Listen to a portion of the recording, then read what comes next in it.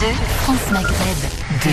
Au sommaire de ce grand forum pour ce jeudi 18 octobre, la question du jour, le 17 octobre 1961, fut le jour d'une répression violente de manifestants algériens. La République doit regarder en face ce passé récent et encore brûlant. C'est la condition d'un avenir apaisé avec l'Algérie et nos compatriotes d'origine algérienne. Ces déclarations d'Emmanuel Macron est-elle suffisante selon vous pour apaiser les mémoires? Vous répondez oui ou non sur Facebook France Maghreb 2 ainsi que sur Twitter LGF officiel. Lors de la séance de questions gouvernement hier à l'Assemblée nationale, la députée du Doubs a demandé un sursaut d'ampleur dont le gouvernement doit donner le signal sans trembler face au danger du communautarisme émané par le radicalisme à l'école. La secrétaire générale du Parti des Républicains s'inquiète de la progression du communautarisme musulman à l'école. La décapitation du journaliste saoudien dans le consulat saoudien en Turquie. Un avis tranché à suivre de Yasser Louati pourra évidemment intervenir en direct comme d'habitude le 01 40 33 9000. C'était à la une du 18 octobre en 1925, une flotte française bombarde Damas. En 1974, Moscou et Le Caire se déclarent d'accord pour soutenir la création d'un État palestinien. Disparition en 1982 de Pierre Mendès France, homme politique français, président du Conseil pendant 7 mois en 1954, et il a fait du bon boulot puisqu'il a mis fin à la guerre d'Indochine et également négocié le traité menant à l'indépendance de la Tunisie. 1991, l'URSS rétablit ses relations avec Israël, rompu depuis 1967. 18 octobre 1996, la France adoptait le numéro de téléphone à 10 chiffres. Et oui, à 23h, la France métropolitaine était désormais découpée en 5 zones de numérotation et le nombre de chiffres passe donc de 8 numéros à 10. France Télécom, à l'époque, instaurait ce système pour répondre à l'augmentation croissante des usagers. Effectivement, 01, la région parisienne, 02, par exemple, pour nos amis bretons, 03 pour le nord-est de la France, 04 le sud-est, 05 le sud-ouest. Et oui, voilà, c'est comme ça que ça se passe donc depuis le 18 octobre 1996. Le grand forum, merci d'être avec nous en direct comme chaque jour de 16h à 18h, tous les jours de la semaine. Bien sûr, nous sommes là. Nous sommes jeudi et nous sommes le 18 octobre. Excellente journée à vous, bonne fin de journée. Avec pour nous accompagner monsieur Mehdi Chebaiki. Salut Mehdi. Salut Christophe, comment vas-tu? Eh ben écoute, ça va très bien depuis ta première, vendredi dernier, ça s'est bien passé, tu t'en es bien remis? Ouais, écoute, vu que c'était pas la dernière, ça va très bien. Bon, c'est super. Soyez le bienvenu en tout cas, et on sera rejoint, il a un petit peu de retard, l'ami Yasser Louati, qui sera avec nous tout à l'heure. Il nous prépare un avis tranché sur le sort du journaliste qui fait couler beaucoup d'encre, notamment dans la presse arabe et dans la presse internationale, un peu moins en France, quoique ça commence à venir, sur le sort donc de ce journaliste saoudien qui aurait, selon toute vraisemblance, été assassiné, découpé, décapité pour être précis, donc au sein du consulat d'Arabie Saoudite à Istanbul. Et Yasser Louati, qui suit cette affaire de près, nous livrera tout à l'heure un avis tranché sur le sujet, et ça fera l'occasion d'en parler avec vous, chers amis auditeurs. 01 40 33 9000. Hier, c'était le 17 octobre, Mehdi. Il s'est passé des choses, tiens, du côté de Lyon pour le 17 octobre 61 ou pas? Il y a eu des commémorations locales, mais rien de, on va dire, de grandiloquent. Alors, Emmanuel Macron, qui avait promis, lui, lors de la campagne, en tout cas, de reconnaître officiellement cette date du 17 octobre 1961, il a eu cette petite phrase sur Twitter, 17 octobre 1961, fut le jour d'une répression violente de manifestants algériens. La République doit regarder en face ce passé récent et encore brûlant. C'est la condition d'un avenir apaisé avec l'Algérie et nos compatriotes d'origine algérienne. C'est les déclarations d'Emmanuel Macron. Est-ce que pour toi, cher Mehdi, c'est la question qu'on pose aux auditrices et auditeurs, cela suffit à apaiser les mémoires? Cela ne suffit pas à apaiser les mémoires, et il n'y a aucune raison qu'un président tente d'apaiser les mémoires. Les mémoires ne sont pas faites pour être apaisées, les mémoires sont faites pour être vivantes dans le cœur de ceux qui ont vécu ces événements. Je pense que là, Emmanuel Macron, comme beaucoup de présidents avant lui, beaucoup d'hommes ou femmes politiques, font de la politique sur de la mémoire. Et c'est quelque chose qui ne me plaît, mais alors pas du tout. Mehdi, on a posé la question, pourquoi ça te plaît pas du tout, cette sortie d'Emmanuel Macron? Alors bizarrement, moi, ce n'est pas parce qu'il n'aurait pas fait assez. À la base, déjà, je ne suis pas un fervent défenseur des commémorations d'État. Alors je sais que je suis à contre-courant, que actuellement, justement, l'époque est à la commémoration, l'époque est à la mémoire, en tout cas au commerce de la mémoire. Et ce qu'il faut savoir, enfin à mon sens, c'est que lorsque l'on fait une commémoration d'État, et là c'est le citoyen français qui parle, lorsque l'on fait une commémoration d'État, il faut qu'il s'agisse d'un acte fondateur de la France, fondateur du pays dans lequel il se trouve. Ce massacre, parce que c'est un massacre. Absolument, on parle, les chiffres varient, mais on est plus autour des 325 tués lors de cette soirée du 17 octobre 61, oui absolument. Voilà, donc on parle vraiment d'un massacre, mais est-ce que ce massacre a servi à quelque chose au niveau des institutions politiques, à créer, enfin, c'est-à-dire à faire la France dans laquelle nous sommes aujourd'hui? Absolument pas, c'est quelque chose qui avait été mis sous le tapis dès le début, et qui a été mis sous le tapis pendant très longtemps, qui s'inscrivait dans une époque aussi, il faut aussi, on était sur la fin de la guerre d'Algérie, et ça n'a pas eu d'influence significative sur l'établissement d'une nouvelle république ou d'une nouvelle société en France. Absolument pas. Donc déjà, commémorer quelque chose, c'est-à-dire que là, M. Macron, en fait, parle d'un sujet, il en parle, mais une fois de plus, on ne fait qu'en parler et il n'y a pas d'action concrète et réelle derrière. C'est pour cela, c'est ce en quoi je suis vraiment, pour le moins circonspect face à tout ce genre de commémoration. Par ailleurs, je trouve qu'on commémore beaucoup de choses. Alors, à chaque jour, sa commémoration. Donc là, alors on nous a trouvé une petite place dans le calendrier. Ça va être pour les Algériens et au-delà d'ailleurs même, parce que il y avait beaucoup il y avait des Tunisiens, il y avait des Marocains qui étaient présents aussi pendant ces grèves, il faut le savoir. Donc c'est plus une affaire, bon, certes algérienne, mais au-delà maghrébine, qui intéresse en tout cas tous les descendants maghrébins, puisque c'est de notre histoire. Mais on en parle, mais est-ce qu'on agit derrière? Les gens de moins de 60 ans ne connaissent pas cette histoire, et aujourd'hui on est dans une situation où demain, alors peut-être pas à court terme, mais dans un avenir proche, ce genre de choses pourrait être amené à se répéter, il faut le savoir. Il n'y a qu'à voir la manière dont les musulmans sont traités dans les journaux français, comme on déshumanise l'homme et la femme musulmane, comme on se permet de mettre sous silence encore une fois des d'actes d'islamophobie graves qui se passent quasiment tous les jours sur le territoire français. Et aujourd'hui, on a malgré tout un président qui vient pavaner sur le dos de centaines de morts pour nous dire que l'histoire a été tragique et qu'il faut faire un pas l'un vers l'autre. Non, ce n'est pas un pas. Qu'est-ce que t'attends, Mehdi, de la part du président de la République concrètement là? Non, moi ce que j'attends, c'est qu'il apaise les débats aujourd'hui. Ce n'est pas qu'il cherche à apaiser des mémoires qui ne s'apaiseront pas. Les descendants des personnes qui sont mortes n'auront pas la mémoire apaisée. Et aujourd'hui, le Français actuel, le Français d'aujourd'hui qui n'a pas vécu cette période, se dit encore que voilà, la France est toujours à s'excuser, la France est toujours à faire acte de contrition par rapport à un passé qui ne concerne pas directement, qui concerne l'histoire du pays, mais qui ne concerne pas directement le citoyen français d'aujourd'hui.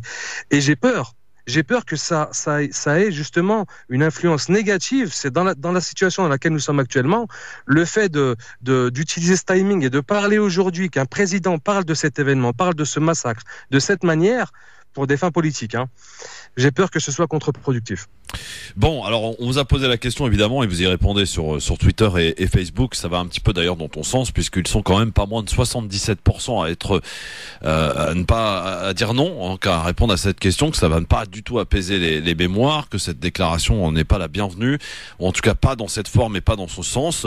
77% sur Facebook France Maghreb 2. Vous continuez de voter également sur Twitter LGF officiel, et vous nous appelez pour nous en parler 01 40 33 9000.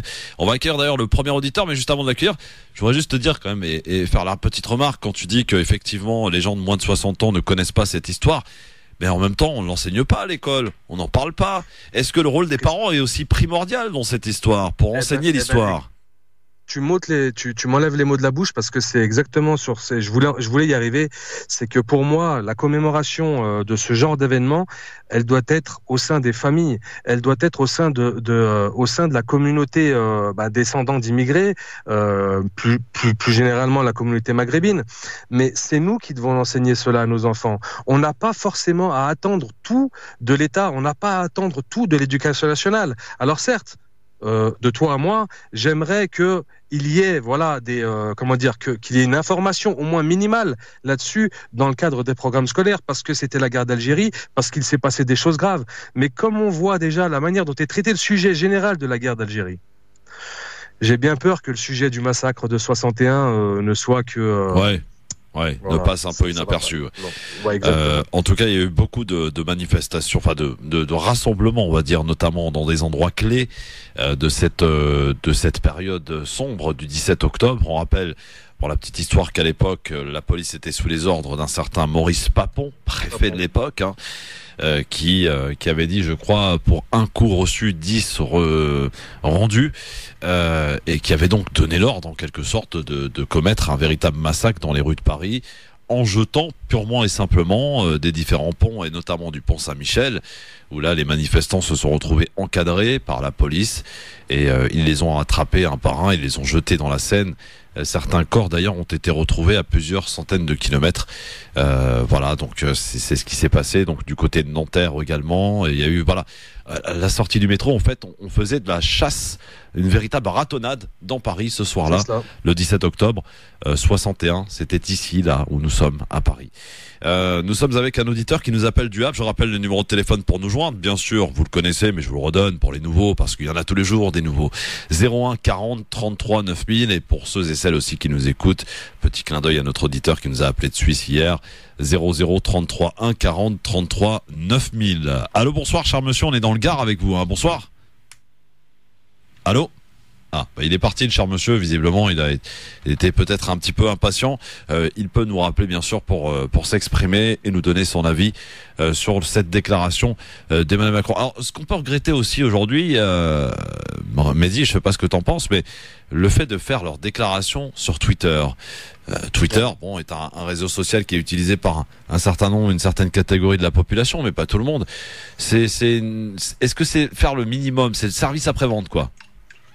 Non, moi j'assimile plutôt ça à une forme de mépris. Honnêtement, lorsque l'on parle de sujets aussi graves en quelques caractères sur Twitter, ça en dit long sur le fond de la pensée de ceux qui font ces déclarations, clairement. Rachid Damien est avec nous au 01 40 33 9000. Bonsoir Rachid. Bonsoir Christophe, salut à tout le monde. Bonsoir Rachid. Salut, alors, Rachid. Sur cette déclaration d'Emmanuel Macron sur Twitter à propos du 17 octobre 61, est-ce que ça te satisfait ou pas du tout, Rachid? Non, moi je suis abonné sur Twitter justement à Emmanuel Macron pour lire un petit peu comme ses beaucoup, bêtises. Comme beaucoup. Comme beaucoup, ouais. Donc voilà, pour lire un petit peu ses bêtises. Avant qu'il fasse cette déclaration, moi je m'attendais à cette fameuse déclaration. Il a fait dans le politiquement correct. Mais moi, honnêtement, j'attends vraiment rien de ce gouvernement, encore moins de Macron. Parce que moi, je vais aller encore plus loin. C'est le collègue qui est avec toi, je ne sais pas comment il s'appelle. Mehdi, voilà, c'est un icône Mehdi.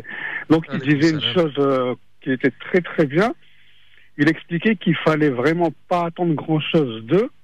Parce qu'aujourd'hui, quand on voit certains ministres, donc du gouvernement Macron, plus précisément du gouvernement Édouard Philippe, qui est Premier ministre d'Emmanuel Macron, dire certaines choses qui sont pour moi aussi graves, je ne veux pas dire aussi graves que ce qui s'est passé en 61, mais c'est des propos islamophobes. Donc moi, venant de ces personnes, je peux rien attendre. Rachid, tu trouves? Moi, j'ai quand même, je vais me faire l'avocat du diable, pardonnez-moi messieurs, mais j'ai quand même une nette impression que les propos islamophobes, on les entend moins que sous l'ancienne présidence Hollande et Valls et compagnie.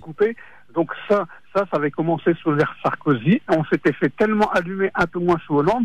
Donc on a l'impression... Valls, il en a mis pas mal quand même, Rachid. Oui, bien sûr. Non, bien sûr. Mais sous Sarkozy, c'était open bar avec Morano et tout. Là, c'était avec Hortefeux. Là, on était chez les fous. Donc maintenant, on a, entre guillemets, pas normalisé la chose, mais on s'est tellement fait insulter qu'aujourd'hui, c'est vrai que le gouvernement Macron est un peu moins, on va dire, un peu plus lisse, donc on se dit c'est un peu plus cool. Mais venant de la part d'un gouvernement, même dire une petite chose, ne serait-ce qu'un film, c'est extrêmement grave. Imagine-toi, tu dis ça sur des hindous, sur des juifs, sur des chrétiens, on va crier au scandale. Donc moi, personnellement, je n'attends plus rien de ces personnes. Franchement, vous avez guetté la nouvelle sortie, toi qui es sur Twitter, Rachid, oui. d'Emmanuel Macron qui fait polémique là aujourd'hui. Apparemment, il aurait prononcé cette phrase en anglais, en Angleterre pour un média anglais, où il aurait dit pour être une femme bien, alors dites-moi si je me trompe, hein, une femme bien éduquée, on ne peut pas avoir 7, 8 et 9 enfants. Oui. Ça, je l'ai pas allé sur le compte, mais ça a été repris par Break News sur Facebook, oui, je l'ai vu. C'est ça. Mais franchement, honnêtement, c'est même pas que je n'ai pas d'argument, mais je préfère même pas commenter ça parce que c'est en train de monter là sur Twitter, hein, cette petite phrase. À mon avis, on va en parler beaucoup dans les médias demain.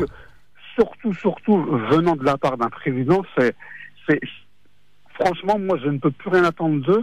Et comme expliquait Mehdi, maintenant, il faut qu'on se prenne nous-mêmes en main parce qu'il faut savoir qu'aujourd'hui, on est banalisé, ça fait plus de 40 ans, et on est en train de se niveler vers le bas. Et si aujourd'hui, on ne se prend pas en main, franchement, on croit à la catastrophe. Moi, à cause de ça, je n'ose même plus regarder la télé. Je me sens insulté. Mehdi ? Je rejoins tout à fait Rachid. Hein. On est vraiment face à des attaques tellement récurrentes, tellement permanentes. Exactement. Que quelques caractères sur Twitter ne feront jamais le poids. Et puis de toute manière, comme l'a répété Rachid, ce genre de choses, nous les avons dans le cœur, nous les avons dans la tête. C'est à nous de les transmettre à nos enfants. Exactement. C'est à nous de transmettre cette partie de l'histoire française à nos enfants. Et les choses ainsi seront conservées, les choses ainsi seront gardées. Sans haine, hein, transmettre les choses telles qu'elles sont. Tout en rappelant à nos enfants que les Français actuels n'ont strictement rien à voir avec ce qui s'est passé. C'était une époque, et c'était une époque dure et une époque dans laquelle on a massacré. C'est exactement ça. Mais maintenant, moi, je le dis à tous les auditeurs, prenez-vous en main. Je rejoins ce que disait Mehdi, prenez-vous en main et n'attendez surtout rien d'eux parce que franchement, c'est là, on se rend pas compte parce que malheureusement, on a inconsciemment, parce qu'il y a le conscient et l'inconscient, je vais pas faire le psychologue, mais inconsciemment, on accepte un petit peu parce que ça va faire, on va dire, depuis, ça commence en 2008-2009, c'était un peu sous Sarko, ça a commencé là, donc maintenant on a un petit peu normalisé, on se dit allez, c'est pas grave, alors que non, faut pas se dire c'est pas grave, il faut tout le temps le dénoncer, ne serait-ce qu'un petit tweet ou alors juste un petit dérapage d'un ministre, ils n'ont pas le droit. Exactement, ils n'ont pas le droit. J'approuve totalement la parole de Rachid qui est tout à fait pertinente et qui devrait être le leitmotiv. Alors, messieurs, je vais juste pour donner la phrase exacte de Macron, c'est très important. Emmanuel Macron, donc, présentez-moi la femme qui, en étant parfaitement éduquée, a décidé 7, 8 ou 9 enfants. Voilà, ça c'est la petite phrase qui fait polémique donc sur les réseaux. Une phrase qui a été prononcée en anglais et pour un média anglais. Honnêtement, franchement, je n'ai pas de mots parce que... Et d'ailleurs, il y a plein de femmes avec un hashtag qui est apparu, il y a plein de femmes ultra diplômées et qui ont plein d'enfants et qui lui répondent. Voilà, c'est assez marrant. Merci beaucoup Rachid en tout cas pour votre appel. Merci Mehdi et bon courage à vous. Merci Rachid. Et continuez de rester vaillant cher Rachid et on est open ici à vous accueillir tous les jours. Merci, salut Rachid. Enfin, tous les jours, quand je dis tous les jours. Évidemment à vous écouter dès que vous avez envie de prendre la parole. Cette émission est avant tout, bien entendu, vous le savez, la vôtre. 01 40 33 9000 pour vous exprimer. Peut-être prendre un autre appel sur ce sujet, sur cette phrase que je vous rappelle, qui a été prononcée sur Twitter par Emmanuel Macron. 17 octobre 61 dit fut le jour d'une répression violente de manifestants algériens. La République doit regarder en face ce passé reste condition d'un avenir apaisé avec l'Algérie et nos compatriotes d'origine algérienne. Déclaration d'Emmanuel Macron. Donc, sont-elles suffisantes selon vous pour apaiser les mémoires? Vous répondez à cette question sur Facebook, France Maghreb 2, ainsi que sur Twitter, LGF officiel. Et on nous appelons aussi au 01 40 33 9000. Allô, bonsoir. Allô. Oui, bonsoir Méziane. Bonjour Christophe et bonjour Mehdi. Bonsoir moi, je Méziane. suis d'accord avec Mehdi, puis l'intervention de l'auditeur avant moi. Oui, Rachid. Oui, je pense que Macron, c'est une phrase qui mange pas de pain, hein, de toute façon. Et il peut pas dire autrement, de toute façon. Mais ça lui coûte quoi? Ça ne lui coûte rien. Mais comme dit Mehdi, c'est un homme qui fait de la politique. Donc, on n'attrape pas les mouches avec du vinaigre. Il sait qu'il va y avoir les élections bientôt. Et puis, donc, il y a quand même une communauté relativement importante qui l'écoute. Et à ce moment-là, il essaye de donner à tout le monde un petit peu la bénédiction, en disant, voilà, moi je vous aime. Mais tout ça, c'est que de la politique, c'est du blabla. Mais en réalité, comme dit Mehdi, les médias, la politique en général, n'est pas favorable aux musulmans. Et les mêmes, non seulement ne demandent pas de faveur, mais demandent qu'on arrête un petit peu de stigmatiser les musulmans en les prenant pour des barbares. Et je crois qu'il y a tout un travail à faire de la communauté musulmane pour, au lieu de faire passer des Chalgoumi à la télévision, faire passer d'autres personnes comme Mehdi et puis d'autres. Ah, par exemple, oui, Mehdi. Merci beaucoup. Voilà. Merci beaucoup, Maziane. Mais ça va être dur de le faire sortir de sa campagne, hein, parce que Mehdi, pour être tout à fait réaliste avec vous, il n'est pas avec nous en studio, il est à Lyon, là-bas, là, chez lui. Voilà, à Lyon. Hein. C'est un Lyonnais, Mehdi. Voilà, un Lyonnais qui rejoint tout à fait l'avis de notre auditeur Méziane, comme beaucoup d'auditeurs de France Maghreb 2. On a des analyses quand même relativement pertinentes. On a des gens qui se sentent vraiment appartenir à la communauté et qui ont envie de bouger pour. J'aimerais juste revenir un peu sur le fond de l'histoire, ce que j'estime être le fond de l'histoire. Oui. Pour moi, la meilleure des commémorations qui puisse avoir lieu de ce massacre, c'est que nous essayons d'atteindre le niveau de dignité qu'avaient ces hommes, que nous essayons de prendre exemple sur tous ceux qui ont participé à ces événements, qu'ils aient été tués, Allah yarhamoum, que Dieu ait leur âme, ou qu'ils aient continué leur vie, parce qu'ils se sont battus politiquement, sans violence, par des défilés, par des rassemblements syndicaux. Ils ont organisé des cellules, ils ont réfléchi. Alors aujourd'hui, on parle beaucoup de think tank. À l'époque, il n'y avait pas le mot think tank, mais les gens se réunissaient au café du coin ou chez Untel ou chez Flaine pour travailler et pour essayer d'améliorer leur sort. Eux, ils étaient dans le juste chemin. Est-ce que nous le sommes ? C'est une autre histoire. Karim de Paris est avec nous au 01 40 33 9000. Bonsoir Karim. Bonsoir. Bonsoir et bienvenue sur France Maghreb 2, cher Karim. Alors, cette reconnaissance à la version Twitter d'Emmanuel Macron, est-ce te satisfait ou pas ?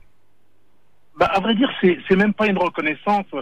C'est juste un petit mot pour les gens de la communauté, les Franco-Algériens et même pas les Algériens, puisqu'ils sont tellement peu nombreux, ceux qui ont gardé leur carte de résidence. Pour moi, c'est simplement un peu de buzz, parce que c'est une date quand même qui marque encore et qui clive encore beaucoup. Ouais. Mais il ne prendra pas de risque, ça reste politique. Moi, ce que je veux dire par là, c'est que on fait des amalgames, là. Certains de vos auditeurs dévient sur le côté musulman, sur ce qui se passe actuellement en Occident par rapport, et en France en particulier, par rapport à ce que subissent les musulmans de France et d'ailleurs. Non, moi je reste sur l'Algérie. Le problème de ce 17 octobre 61, il n'est pas du fait que de la France, il est autant du fait de la France que de l'Algérie, en particulier de ses gouvernants, le FLN, parce que tous les deux ne veulent pas résoudre le problème. Aujourd'hui, chez nous en Algérie, ça fait 60 ans, un peu moins, 58 ans, qu'on joue sur la mémoire. C'est encore les dernières élections, c'était le FLN, des gens qui n'ont rien à voir avec la population actuelle d'Algérie. Oui, mais Karim, pardon, si je peux me permettre, il y a quand même deux volets, quand même un peu, à mon sens, différents. Vous aviez un FLN à l'époque qui était là et qui a été créé, qui s'est battu pour obtenir cette indépendance. Pardon, Karim, qui s'est battu pour obtenir cette indépendance, qui a quand même mis des hommes en avant et des grands hommes, d'accord.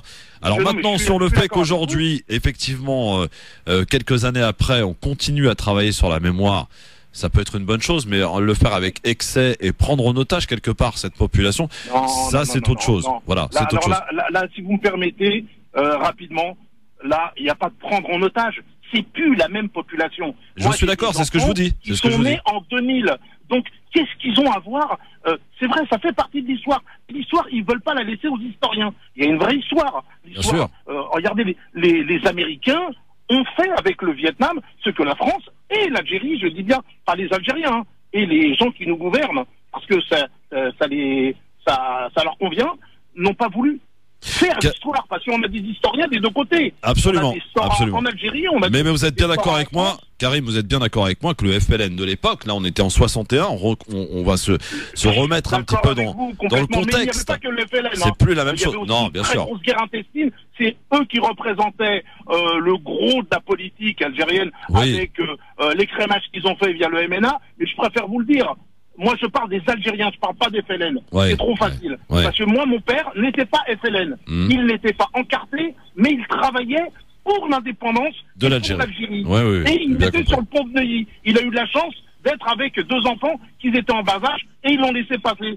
Et ils n'ont pas laissé passer certaines personnes qu'ils connaissaient. Donc ça, si vous voulez, nous, on la connaît, l'histoire. Je l'ai raconté à mes enfants. Je l'explique. Leurs grands-parents leur ont raconté. Mais moi, ce que je veux, c'est que les gens comprennent. C'est vrai, tout à l'heure, vous parliez positivement des manuels d'histoire, le scandale des manuels d'histoire. On nous parle encore, c'est vrai, c'est important, du Guesclin, Bayard, etc. C'est très important. Mais quand même, aujourd'hui, pour que les enfants se reconnaissent français, les enfants d'origine algérienne en particulier, parce que ça a été quand même plus soft pour nos voisins et amis marocains et pareil pour les Tunisiens, nous les Algériens, pourquoi cette jeunesse a du mal à se reconnaître dans l'équipe de France, a du mal à se reconnaître français, parce que justement, il y a ces blessures, ces cicatrices ouvertes. Absolument. Non mais vous avez parfaitement raison, Karim. Je suis désolé parce qu'on est rattrapé par la pub, mais vous avez parfaitement raison. Votre analyse est largement entendable et partageable. Merci Karim. Mehdi d'ailleurs pourra réagir dans un instant et on peut continuer à prendre encore un ou 2 appels avant de passer à la suite sur France Maghreb 2. Soyez les bienvenus, c'est le LGF avec Mehdi Chebaiki et notre ami Yasser Al-Boati qui se fait attendre aujourd'hui. À tout de suite. Au forum avec Mehdi Chebaiki sur France Maghreb 2 ce jeudi après-midi. On va être rejoint par notre ami Yasser Al-Boati qui a un petit contretemps, un petit retard, mais il va bien venir, ne vous inquiétez pas, il est en route sur France Maghreb 2 pour parler bien sûr de cette phrase prononcée par le président de la République hier à l'occasion du 17 octobre, c'était sur Twitter, le 17 octobre 1961, dit fut le jour d'une répression violente de manifestants algériens. La République doit regarder en face ce passé récent et encore brûlant. C'est la condition d'un avenir apaisé avec l'Algérie et nos compatriotes d'origine algérienne. Alors, cette déclaration vous satisfait-elle pour apaiser les mémoires? C'est la question que l'on vous pose et à laquelle vous répondez en nous appelant au 01 40 33 9000 et sur Facebook France Maghreb 2.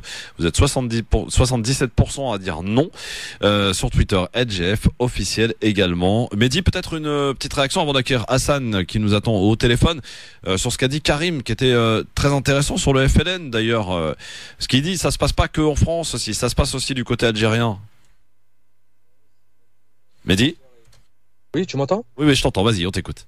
Ok, très bien. Non, je disais que l'histoire est manipulée de la même manière, voire de manière même plus importante en Algérie, par les hommes politiques, par ceux qui sont au pouvoir, et ce depuis longtemps, puisque la guerre d'Algérie est l'argument de légitimité des gens qui veulent accéder au pouvoir en Algérie. Donc forcément, on utilise, on déforme, on manipule. Mais j'ai envie de dire, ce qui se passe en Algérie, à la rigueur, ça n'a pas d'incidence par rapport au sujet que nous traitons aujourd'hui. Ou alors, il faut parler de l'histoire et de la politique en Algérie. Nous, on est sur un événement qui s'est passé, certes pour l'Algérie, mais à Paris, et on est sur la réaction, il a même pas prononcé les paroles, on est sur un claquement de doigts sur un smartphone du service de presse d'Emmanuel Macron, concernant un massacre qui a eu lieu. C'est dire tout le mépris de cette classe politique qui veulent nous acheter à moindre frais, tout en s'achetant une vertu pour pas cher. Alors, on va accueillir dernier appel pour ce sujet avec Hassan qui nous appelle de Paris. Bonsoir Hassan. Bonsoir. Bonsoir, on vous écoute. Alors cette déclaration sur Twitter du président de la République à l'occasion du 17 octobre, est-ce qu'elle vous satisfait ou pas du tout? Pas du tout. Moi je trouve que même c'est honteux. Et surtout que je trouve que c'est régressif en fait. Parce que si je me trompe pas, c'est l'année dernière où il y a 2 ans il était parti se recueillir au bord de la Seine là, par rapport aux Algériens qui avaient été jetés dans la Seine là. Et pour une autre chose aussi que je voulais dire, c'est qu'en fait, tant que la France ne reconnaît pas en fait tous les torts qu'elle a commis à l'Algérie, en fait, il peut pas y avoir d'apaisement. Ouais. C'est comme une je sais pas moi, une dame en fait qui se fait kidnapper son enfant et qui sait pas s'il est mort, s'il est vivant, qu'il en est. Et pour les Algériens, je pense que c'est la même chose. Il y a beaucoup d'Algériens qui ont été tués. Il y a des corps aujourd'hui, on sait même pas où ils sont, qu'est-ce qu'ils sont. Et je pense que tant que la France ne reconnaîtra pas ses torts et ne fera pas réparation, il ne pourra pas avoir d'apaisement. et même pour les compatriotes français qui sont d'origine algérienne, ben, au fond de nous, ça reste, c'est une brûlure qui reste là, c'est une cicatrice qui reste ouverte et qui se refermera pas tant que la France n'aura pas reconnu ses torts. Est-ce qu'il y a aussi, Hassan, ça sera là ma dernière question là-dessus, vous êtes, je suppose, papa, vous avez des enfants, est-ce que c'est important aussi de leur raconter, parce que c'est complètement, quasiment occulté des manuels scolaires, hein, cet épisode dramatique et tragique qui s'est passé à Paris, là, dans la capitale de France, une véritable ratonnade menée ce soir-là, ce fameux 17 octobre 61. On a tapé du maghrébin. Plus que taper, on les a jetés dans la Seine. Donc, est-ce que vous racontez à vos enfants ce qui s'est passé ce soir-là? Parce que les parents aujourd'hui ont eux seuls cette responsabilité de transmettre ce devoir de mémoire. Mais bien sûr, moi je vais leur apprendre de A à Z. Et ma fille elle a 3 ans et j'ai déjà commencé à lui raconter les choses. Et le problème c'est que moi je me rappelle moi-même quand j'étais à l'école, quand on a étudié la guerre d'Algérie, quand j'ai voulu parler de certains détails qui n'étaient pas inscrits dans les manuels, j'ai eu des problèmes à l'école. Et je pense qu'aujourd'hui il y a beaucoup d'Algériens qui ont peur. Ils ont peur de parler à leurs enfants parce qu'ils savent que ça va leur créer des problèmes derrière. Oui, la guerre d'Algérie, si je ne m'abuse, c'est vraiment un petit paragraphe. Alors je crois que c'est une partie en 4e et une autre en première, mais c'est rapidos quoi. Hein. C'est très rapide. Moi quand je l'ai fait, il y avait même pas ça. On parlait même pas de la ratonnade du 17 octobre. On n'en a même pas parlé. C'est ma mère qui m'en a parlé, mon père qui m'en a parlé quand on était enfant. Mais sinon ils n'en ont pas parlé. Je me rappelle qu'il y a plein de petits sujets comme ça. Quand on en parlait, on n'avait pas le droit en fait. Comme par exemple pour l'utilisation de la bombe atomique, qu'ils avaient attaché des Algériens pour voir les effets que ça allait avoir sur eux. Quand j'ai dit ça à mon prof, non, c'est n'importe quoi, ceci, cela, et à la fin on a convoqué mes parents pour leur dire que je disais des choses qui n'avaient pas à être dites à l'école. Ouais. Merci Hassan. Aujourd'hui, de rien. Merci, à bientôt et bonne soirée. Mon cher Mehdi, Yasser Louati est avec nous et on le salue. Salut Yasser. Salut Christophe. Comment ça va Yasser? Très bien, et toi, désolé pour le retard. Parle bien devant ce super micro qui t'est réservé, vas-y. On m'a réservé un super micro. Regarde, il est là devant toi. Je pouvais pas le rater. Bah voilà, bon. Alors, voilà. Bonjour tout le monde et désolé pour le retard, c'était indépendant de ma volonté. Mehdi te dit bonsoir. Bonsoir Mehdi. Voilà. Salut Yasser. Alors, un petit mot, puisqu'on en parlait, avant qu'on passe à autre chose, mon cher Yasser, sur le 17 octobre, tu as vu la déclaration du président de la République Emmanuel Macron? Non, du tout, j'ai pas sur Twitter. Tu veux que je te la redonne alors peut-être, hein? Vas-y. Alors, il a dit, le 17 octobre 1961, fut le jour d'une répression violente de manifestants algériens. La République doit regarder en face ce passé récent et encore brûlant. C'est la condition d'un avenir apaisé avec l'Algérie et nos compatriotes d'origine algérienne. Déclaration sur Twitter, Yasser. Bah écoute, prenons-le au mot, mais encore une fois, moi, les déclarations d'Emmanuel Macron ne m'impressionnent jamais, puisqu'on sait très bien qu'il manie le verbe de manière assez subtile. Et bon, d'accord, reconnaissance, mais est-ce qu'il y aura réparation? Et d'abord, est-ce qu'il ne faudrait pas remettre en question déjà la République qui a permis à Maurice Papon de revenir au pouvoir, en tant que préfet, qui a ensuite ordonné le massacre qu'on connaît. Et en plus, moi, j'entendais l'auditeur précédent. Moi, mais personnellement, j'étais à l'école dans les années 90 et je n'ai jamais vu l'événement du 17 octobre 61. Jamais je l'ai vu. Ouais, je l'ai appris qu'une fois adulte et une fois de voilà. Il apparaît pas dans le scolaire, ouais, absolument. Bon, voilà. Donc pour en tout cas cette question, cette déclaration d'Emmanuel Macron sur Twitter à l'occasion du 17 octobre 61. On a fait le tour de la question en tous les cas pour aujourd'hui et vous pouvez continuer de répondre à cette question sur Facebook, sur Twitter, Facebook France Maghreb 2, Twitter LGF officiel. Alors, mon cher ami Yasser Mehdi, vous savez qu'en ce moment il y en a un homme qui se fait remarquer là depuis 2 jours, c'est Jean-Luc Mélenchon depuis qu'il a subi les perquisitions. Ouais. Il a été entendu aujourd'hui et en sortie de l'audience, voici ce qu'il a dit en avant-première sur France Maghreb 2. C'est un gâchis de temps, de matériel et d'énergie par des gens qui ont autre chose à faire pour, encore une fois, 2 dossiers lancés sur des bases de dénonciation de la part de gens. L'un qui est failli dans son devoir de réserve et qui est de parti pris, et l'autre qui elle-même dit que c'est une plaisanterie que cette affaire. Donc 100 policiers, une trentaine de magistrats pour une plaisanterie et un personnage qui ne respecte pas son devoir. Franchement, tout ça est disproportionné. On a voulu m'atteindre, me ridiculiser, peut-être m'intimider, moi et mes amis. Et qu'est-ce qui se passe? C'est le contraire. Vous êtes obligé de passer une journée entière à m'attendre. Et écoutez ce que je vous dis ce soir, et tout le pays sait que j'ai été l'objet d'un abus de pouvoir, d'un abus de pouvoir caractérisé par un pouvoir politique aux abois. Hein. Je peux vous dire que des scènes comme celles que nous sommes en train de vivre signalent que la fin du quinquennat est commencée. Voilà. Allez, au revoir. La fin du quinquennat est commencée pour Jean-Luc Mélenchon, Yasser. Bon, alors, on va d'abord mettre les choses dans leur contexte. J'ai découvert le matin, moi aussi, la perquisition de France Insoumise et de Jean-Luc Mélenchon. Bon, soit, ça a déclenché un tollé, il a hurlé « Je suis la France, je suis la République », etc. Bon, je trouve ça un peu déplacé, si c'est pas beaucoup. Mais moi, j'avais de lui dire, comme j'ai dit aux militants de la gauche blanche parisienne que j'ai rencontrés en décembre 2015, lorsque l'état d'urgence a été décrété, et qu'ils ont commencé à se remuer lorsque les perquisitions subies par les musulmans ont été étendues aux militants écolos, syndicalistes et aux anarchistes. Alors moi je vous dis bienvenue au club, d'accord ? Parce qu'avant Jean-Luc Mélenchon, il y a des personnes qui ont été perquisitionnées de manière violente, brutale, humiliante, dans leur domicile, dans leur mosquée et dans leur commerce. Pourtant, très peu de gens s'en étaient offusqués. Y compris la France Insoumise. Y compris, bon, je ne sais pas si la France Insoumise existait à l'époque, je m'en souviens plus, c'était en 2015, j'ai pas trop suivi ce mouvement. Mais, ceci dit, il aura fallu attendre que la violence décrétée sous l'état d'urgence après novembre 2015 se déchaîne contre les militants de la COP21 pour que cette gauche radicale française se décide à bouger contre l'état d'urgence. Donc oui, bon, Jean-Luc Mélenchon se trouve ciblé par cette perquisition-là, mais avant ça, il aura fallu créer un précédent, et ce précédent, ce sont ceux qu'on appelle les musulmans qui l'ont vécu. Mehdi. Pas mieux, j'ai envie de dire. Yasser Louati a tout à fait résumé la situation, en tout cas en ce pourquoi elle nous intéresse, mais je rajouterai juste que je ne fais je n'accorde aucun crédit à la défense de monsieur Mélenchon et aucune confiance à ceux qui l'attaquent, ni plus ni moins.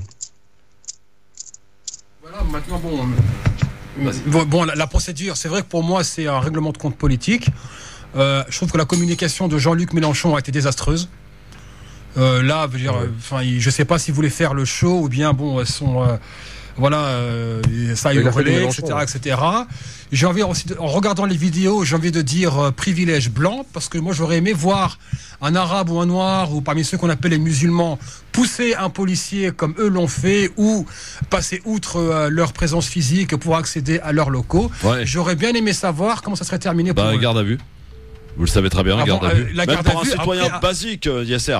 La garde à vue, après sûrement un passage à tabac. Faut pas oublier que pendant les perquisitions, des mosquées ont été saccagées, que des femmes ont été traînées en sous-vêtements de leur lit. Donc moi je suis désolé, ils viennent s'offusquer aujourd'hui. J'aurais bien aimé vous voir à mes côtés quand on cavalait de famille en famille et qu'il y avait des familles musulmanes qui n'avaient même pas de porte en plein hiver parce qu'elles avaient été défoncées par la police. Bon, on en reparlera de Jean-Luc Mélenchon parce que franchement depuis 2 jours je trouve que c'est très excessif ces réactions.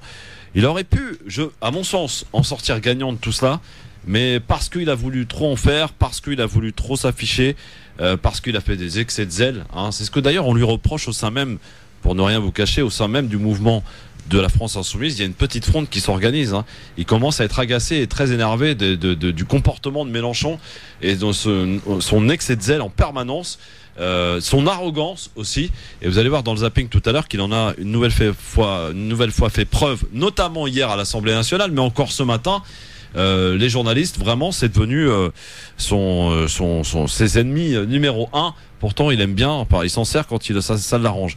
Mais j'aimerais, avant qu'on passe au zapping, vous parler de ce qui s'est passé à l'Assemblée nationale, parce que c'est un sujet, à mon avis, qui va revenir. Ah oui, tiens, Yasser, entre parenthèses, la petite déclaration de Macron en anglais, tu l'as vu la dernière ?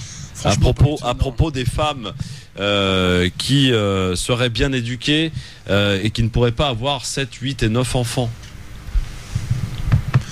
Alors, moi, sincèrement, ça veut dire qu'un homme vienne dire à une femme ce qu'elle doit faire de son corps et qu'on je vais te retrouver la décla parce que c'est très important. Elle est très importante. Ouais. Mais en gros, voilà, il dit qu'on peut pas être une femme bien éduquée et avoir 7, 8 et 9 enfants. Voilà. Mais pour qui il se prend le petit là voilà, donc c'est la phrase d'Emmanuel Macron qu'il a prononcée en anglais dans un média anglais. Non mais c'est quand même, veut dire. Oui, Mehdi, pardon. Si je peux me permettre. Non, je te dis, si je peux me permettre, ce n'est pas ce qu'il a dit. En tout cas, c'est ce qu'il a dit, mais ce n'est pas ce qu'il faut comprendre. Ce qu'il faut comprendre, c'est que si vous êtes une femme et que vous avez 7, 8 ou 9 enfants, c'est que vous êtes mal éduqué. C'est ça qu'il faut le comprendre de sa phrase. Oui. En gros, oui, c'est ça, oui.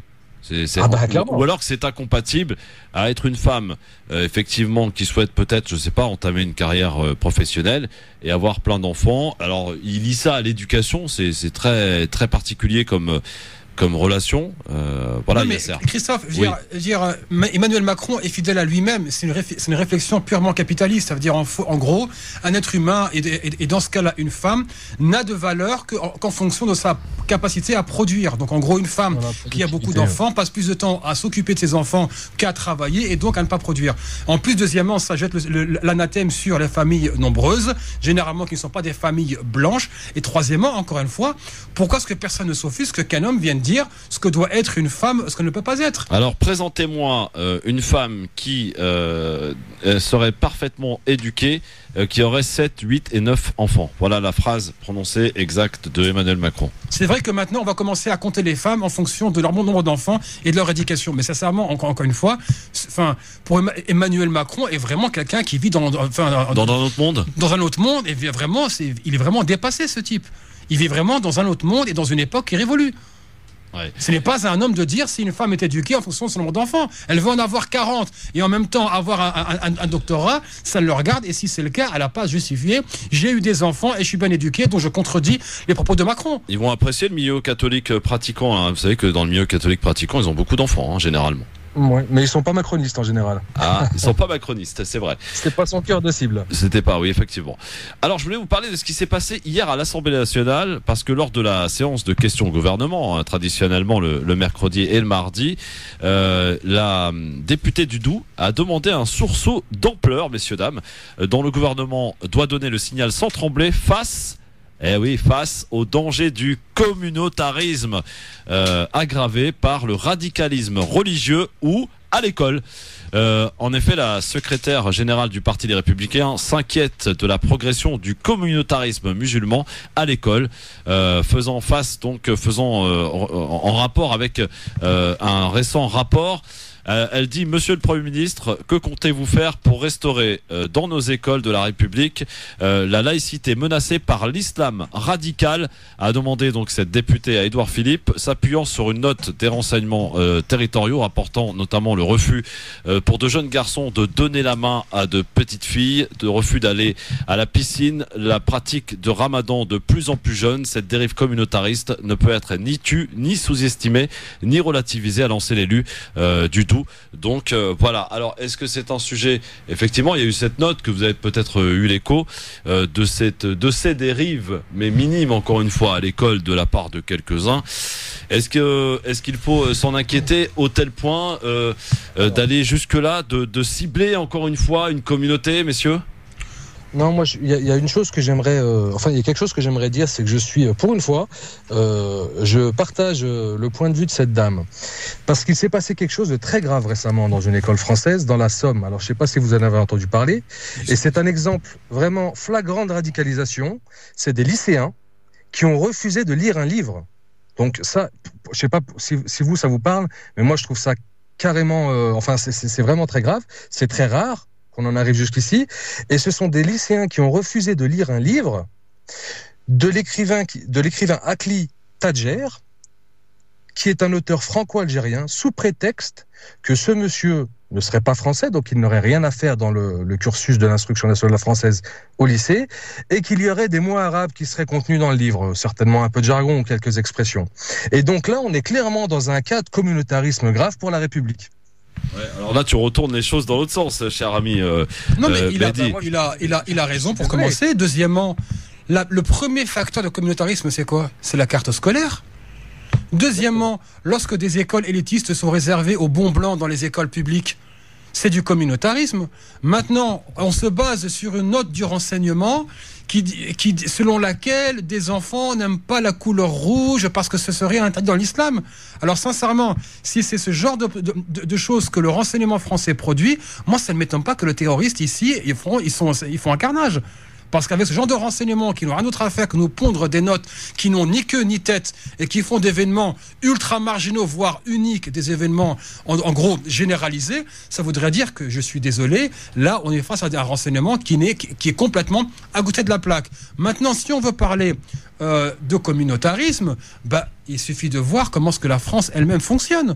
On voit bien que l'élite est blanche et ne partage pas son pouvoir politique, économique et sa domination culturelle. Maintenant, c'est vrai que le communautarisme, c'est toujours les autres. C'est toujours les Noirs, c'est toujours les Arabes, c'est toujours les musulmans, c'est toujours les Juifs, etc. Mais lorsque c'est le groupe dominant qui vit dans un monde parallèle où tous les privilèges lui sont acquis, là, on ne parle pas de communautarisme. Maintenant, lorsque la presse française est dans son écrasante majorité tenue par des hommes mâles blancs de plus de 50 ans, on ne parle pas de communautarisme. Lorsque des partis politiques sont dirigés par des hommes blancs, on ne parle pas de communautarisme. Mais bien sûr, on en revient à la définition même de l'islamophobie. Dès que vous avez un problème, ramenez une information qui cible les musulmans et vous occuperez, encore une fois, les débats publics avec des débats qui ne servent à rien. Pendant ce temps, le pays, lui, continuera de couler. Je vous donne quand même la réponse du ministre qui a répondu à cette députée du Doubs, donc à l'Assemblée nationale. Donc elle s'adressait au Premier ministre. Oui, Madame la députée, ces problèmes sont bien réels et c'est le ministre de l'Éducation nationale qui a pris la parole, Jean-Michel Blanquer, qui lui a répondu. Il a mis en avant d'ailleurs le Conseil des sages de la laïcité de l'éducation nationale, dont le document référence pourrait faire l'unanimité, dit-il, sur les bancs de l'Assemblée. Le ministre a aussi vanté les équipes laïcité qui ont réalisé plus de 400 interventions depuis le mois d'avril. Nous mettons fin à chaque fois, dit-il, aux troubles constatés. Voilà la réponse en quelques lignes du ministre de l'Éducation, Jean-Michel Blanquer, qui avait fait aussi un problème aussi, qui avait soulevé ce problème. Non, déjà, Jean-Michel Blanquer, pour commencer, est tenant d'une laïcité radicalisée. Ce n'est pas pour rien qu'on trouve dans le Conseil des sages de la laïcité des gens comme Laurent Bouvet, du Printemps républicain, des militants comme Patrick Hessel, du Comité Laïcité République. Ça veut dire qu'on a tous les militants qui ont porté cette néo-laïcité islamophobe au sein même d'un Conseil des sages de la laïcité. Et ce même Blanquer nous a pondu son vade-mecum de la laïcité, dans lequel il dit... Oui, même si interdire les jupes longues à certains élèves est illégal, il faut quand même le faire, en gros, au nom de la laïcité. Donc, en gros, il va dans le même sens que François Baroin qui disait, à un moment ou à un autre, cette nouvelle laïcité contredit les droits de l'homme. Donc, je suis désolé, j'ai l'impression que cette dame-là a été commissionnée par Jean-Michel Blanquer pour qu'elle pose sa question et que ce dernier lui réponde. Mehdi. Oui, non, clairement. Et j'ajouterais une chose, c'est que à force d'avoir cette attitude dans l'éducation nationale, dans l'instruction publique, qu'est-ce que l'on fait si ce n'est pousser les familles musulmanes à inscrire leurs enfants dans des écoles musulmanes et communautaires. Et ensuite, pourquoi ? Pour se plaindre ensuite, de la présence de ces écoles et donc d'un accroissement du communautarisme. Et puis c'est le serpent qui se mord la queue. On continue ainsi. On se demande où ça s'arrêtera. Non, clairement, il y a vraiment. Ces gens font de la politique. Ces gens sont dans l'électorat. Ces gens sont dans la préparation des élections et des prochaines séances municipales. Nous, ce qu'il faut qu'on ait à l'esprit, c'est travailler pour nous-mêmes. Pas sortir du système, parce que c'est pas du tout ma position, mais travailler pour les Français de confession musulmane. Entre autres, il y a quelque chose qu'il ne faut pas négliger, c'est que malgré tout, il existe des problèmes. C'est vrai, au sein de notre communauté, certaines personnes, notamment à l'école, ont des attitudes parfois inqualifiables, parfois incompréhensibles pour un enseignant qui n'est pas formé à cela, qui ne comprend pas car il ne vient pas du même monde que ses élèves. Alors bouge pas Mehdi, pardon de te couper, mais on revient juste après la pub parce qu'on s'en débarrasse, on est obligé, et tu finiras ton propos juste après, à suivre aussi un avis tranché. Ah, on va parler du journaliste saoudien, ça commence à faire du bruit cette histoire. Il y a un sommet là prévu, la France n'ira pas. Voilà, à tout de suite. Merci d'être avec nous en direct avec Yasser Louati, avec Mehdi Chebaiki sur France Maghreb 2 qui sont avec nous aujourd'hui. C'est votre grande première les enfants. Mehdi, pour ta question posée en antenne là sur les réseaux, je te réponds non. Il n'a pas osé encore venir avec le t-shirt de Marseille, l'ami Yasser Louati, parce que il a voulu me narguer en me disant la prochaine fois je viens avec le maillot de Marseille. C'est pas un maillot de Marseille que tu as sur toi. Je sais que c'est dur à assumer en ce moment. Mais continue d'avoir honte, vas-y. Non, pas du tout. Non, c'est que...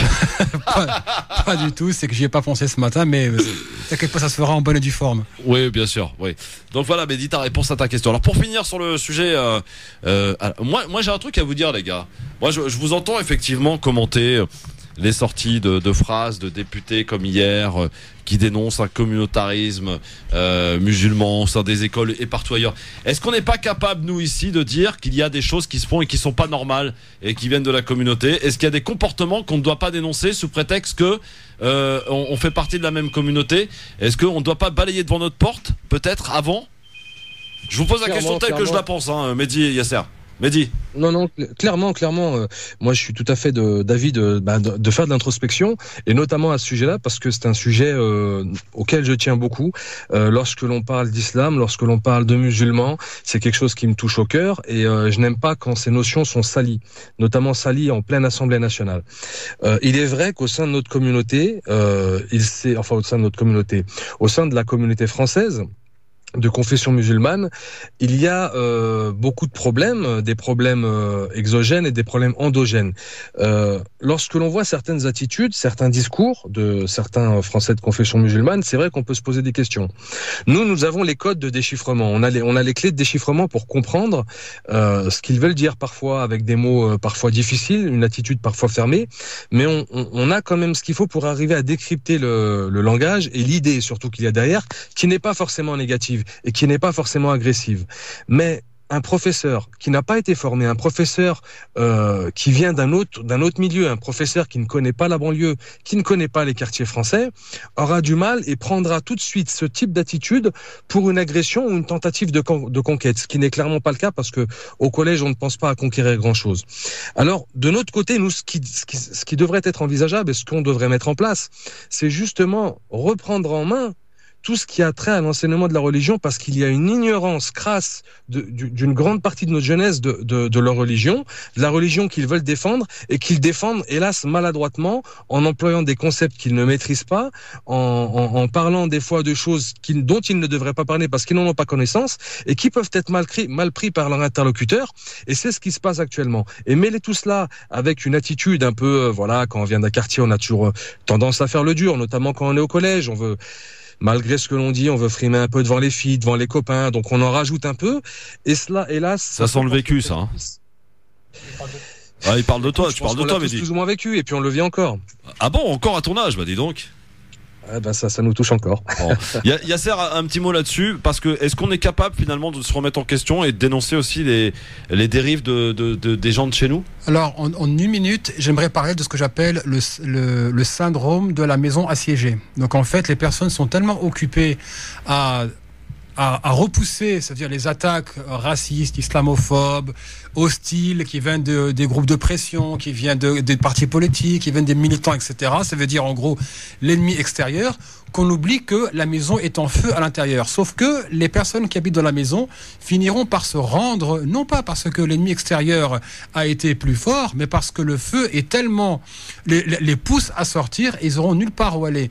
Donc c'est vrai qu'il y a des problèmes qui sont internes, parmi ceux qu'on appelle les musulmans, et on voit bien que, j'en avais parlé dans la chronique religion et émancipation, on voit bien que, comme disait Mehdi à l'instant, c'est que on est censé avoir, quand on parle d'une communauté, que les responsables communautaires rendent des comptes à leur communauté et pas au préfet ou à l'État. Bon, alors on close ce sujet, on sera de toute façon amené à en reparler, vous savez bien comment ça va très vite. Juste avant d'écouter ton avis tranché, je vous donne une information qui m'est relayée par Sofiane Lakhdari, notre spécialiste éminent de la question saoudienne et moyen-orientale. Une déclaration du ministre de la Justice turc qui demande à tout le monde de ne pas croire toutes les informations qui circulent, et il faudra attendre le rapport général pour pouvoir se faire une idée de cette affaire. Voilà, donc ça c'est une déclaration de la ministre turque. Ça sent quand même un deal qui se profile à l'horizon, on en reparlera peut-être après ta chronique pour cher ami Yasser. C'est parti donc pour l'avis tranché, on parle du sort de ce journaliste saoudien qui a été décapité.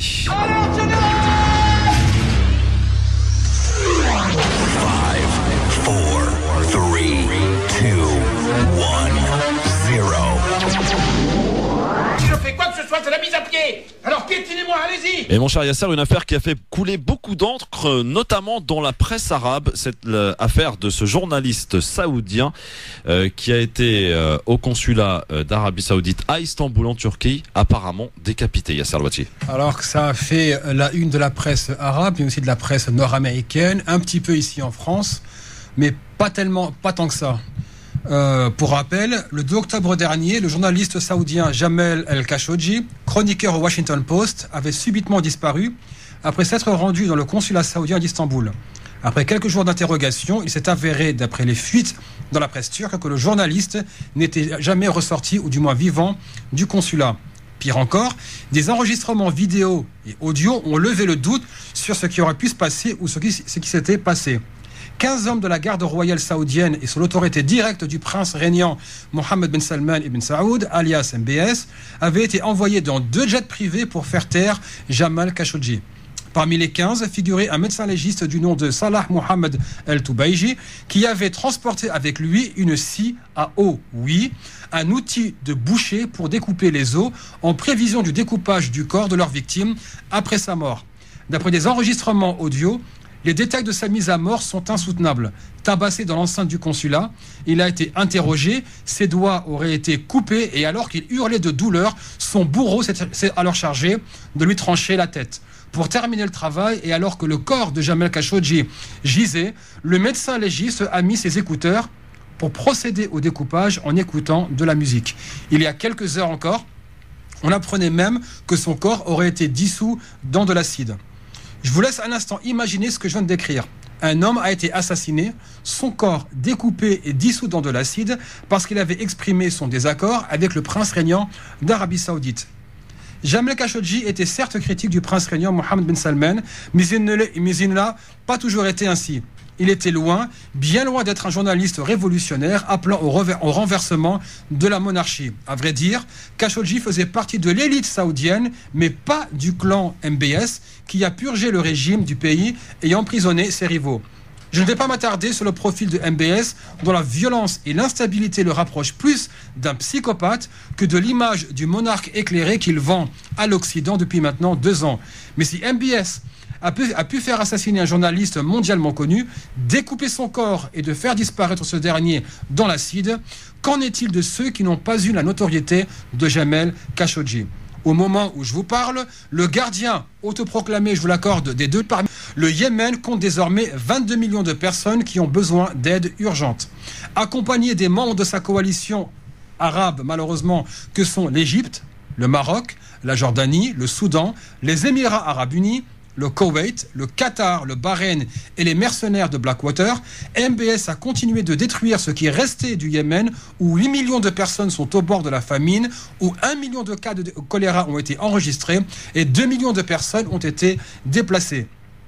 Si les agissements de MBS, bien que bestiaux, nous révulsent au plus haut point, ces derniers ne lui sont pas propres. Le prince régnant de 33 ans ne représente que la caricature de la famille des Saouds, au pouvoir depuis 1932. Ce qu'il a fait subir à ce journaliste qu'il avait pourtant encensé au début de son arrivée au pouvoir en dit long sur ce qui se passe en Arabie Saoudite. Pour autant, l'assassinat de Jamal Khashoggi a suscité bien plus de critiques du régime saoudien que la mort de milliers de Yéménites, sans parler des centaines de prisonniers d'opinion détenus dans les geôles saoudiennes, des imams, des femmes, des travailleurs pauvres venus d'Afrique, d'Asie du Sud. À titre d'exemple, l'économiste Issam El-Zamel croupit encore en prison depuis maintenant plus d'1 an pour avoir juste déconseillé la mise en vente de la compagnie nationale de pétrole Aramco. Esra El-Romram, arrêtée avec son mari, risque, elle, la peine de mort pour avoir protesté contre la répression qui sévit dans le royaume. Samar Badawi croupit toujours en prison pour avoir défendu, entre autres, le droit des femmes saoudiennes de choisir leurs époux. Ironie cruelle de l'histoire, les mêmes femmes qui ont milité pour leur droit de conduire étaient et sont toujours en prison, alors que l'Occident félicitait MBS pour avoir accordé aux femmes le droit de conduire.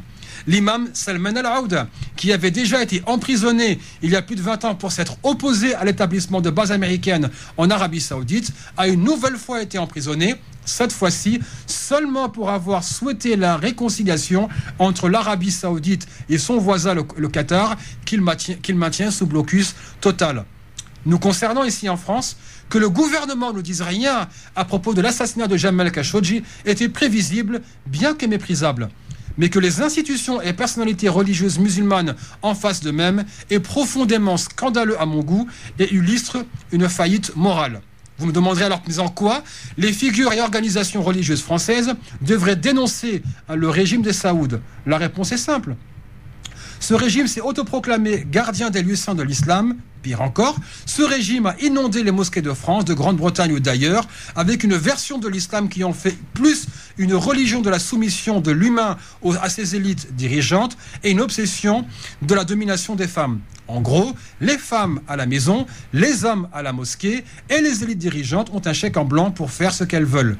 À défaut de dénoncer la mort de Jamel Khashoggi, on ne peut cautionner et encore moins courtiser les agents du régime saoudien dans leur résidence ici à Paris ou dans leur riad là-bas en Arabie Saoudite, dans l'espoir de recevoir des prix fantoches, des dons et, il faut l'avouer, pour certains, un pèlerinage gratuit.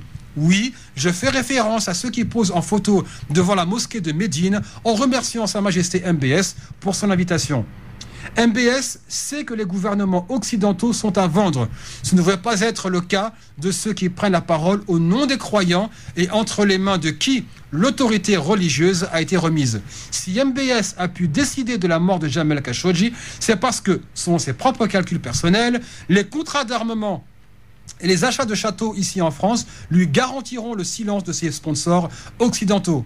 Ce silence, MBS et ses prédécesseurs l'ont obtenu en brandissant donc le carnet de chèques pour les uns, le Coran pour les autres, quelques pèlerinages pour les plus loyaux et le mirage d'un dialogue interreligieux pour les plus ignares.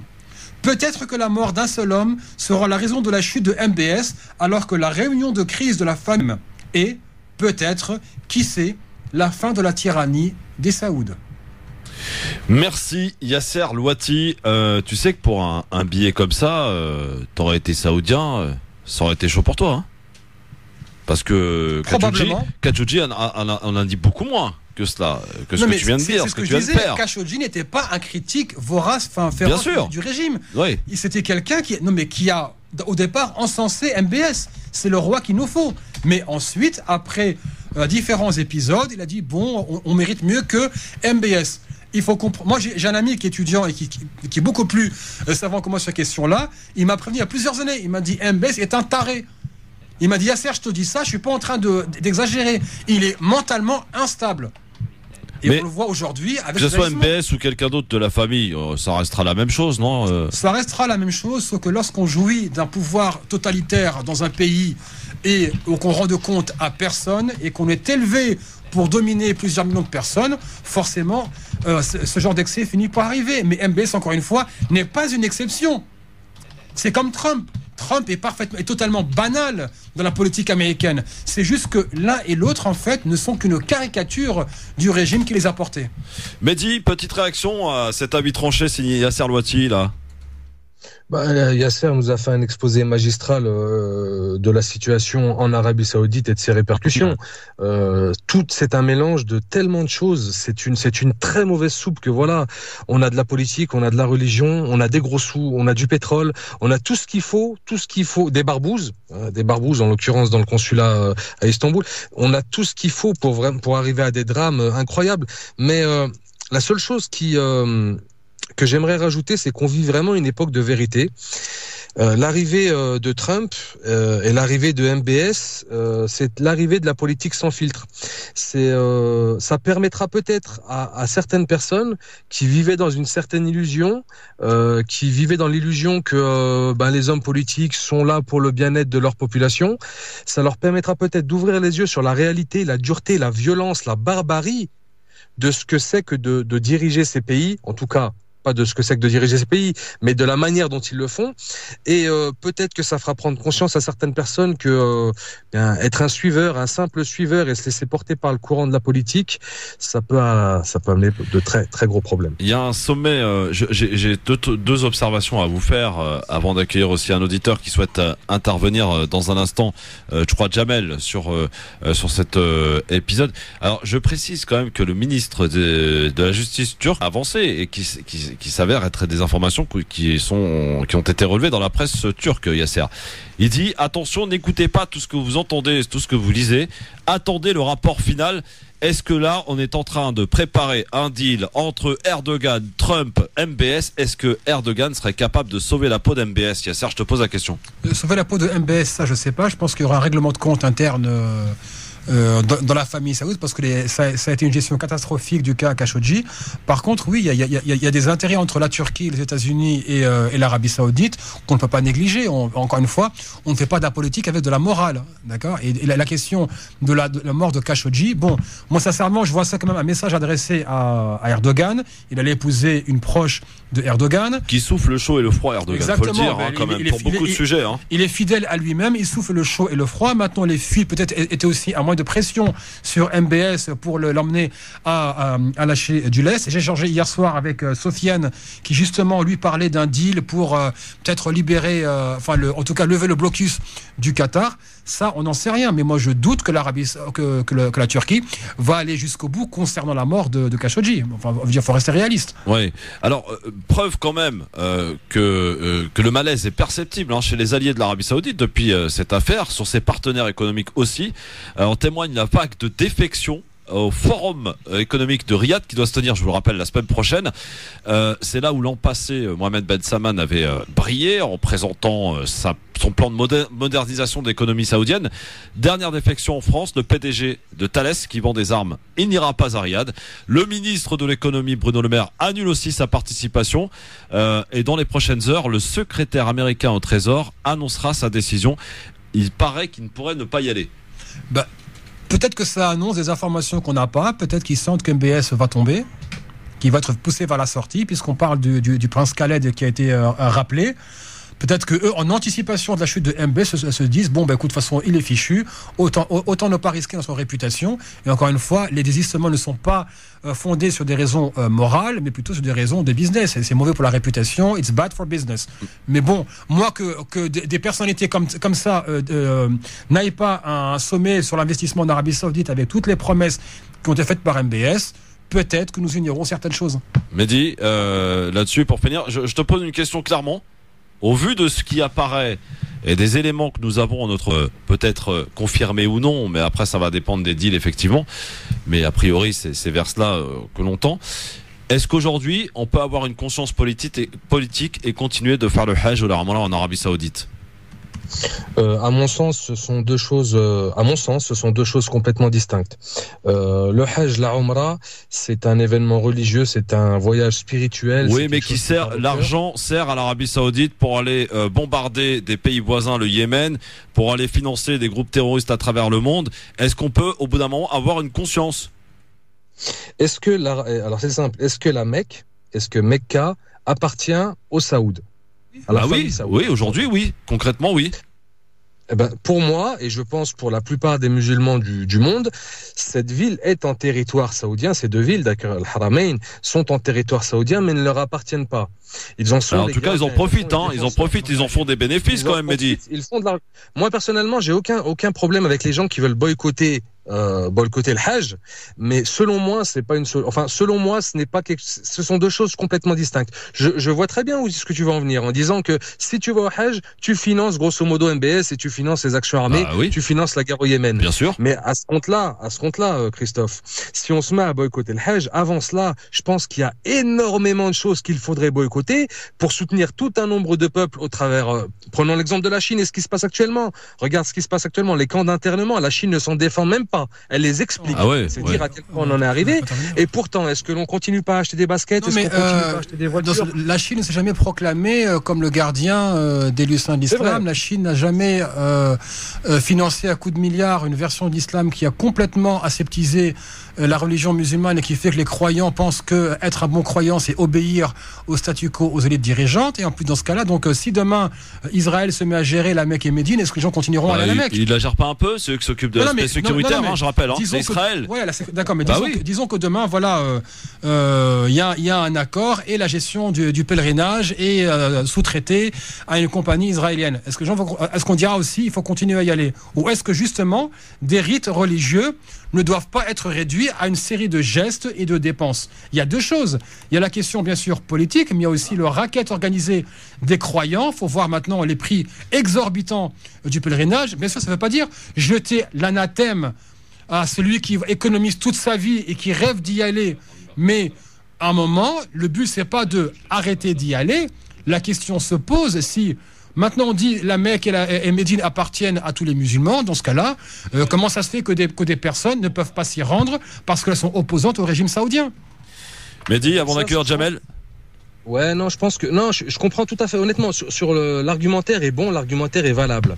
Ceci étant, moi, je suis vraiment dans une dissociation des choses. Et si on boycotte le Hajj pour des questions politiques, parce que c'est ce qui se passe actuellement, à partir de quand? C'est-à-dire jusqu'où va-t-on aller? Moi, je veux bien qu'on boycotte, mais pour quel objectif? Est-ce faire tomber le MBS? Non. La guerre au Yémen, par exemple. Oui, stopper. Demandez à ce que la guerre au Yémen stoppe.